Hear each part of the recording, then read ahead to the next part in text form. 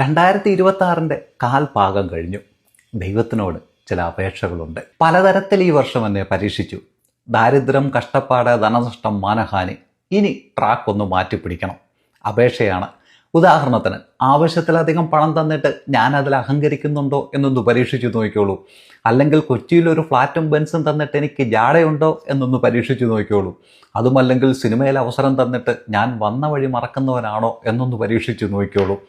എന്നിലുള്ള ഇത്തരം കഴിവുകൾ കൂടി പുറത്തു കൊണ്ടുവരുന്നതിനുള്ള ഒരു അവസരം ഈ വർഷം തരണം. പലരും പലതരത്തിൽ കാശുണ്ടാക്കുന്നുണ്ട്. പക്ഷേ ഞാൻ എന്തെങ്കിലും ഒന്ന് ചെയ്താൽ ഉടൻ മനുഷ്യന് പണത്തിനോട് ആർത്തി പാടില്ല എന്നതിൻ്റെ ഉദാഹരണമായി എന്നെ ഉയർത്തി കാണിക്കുന്ന പരിപാടി നിർത്തണം.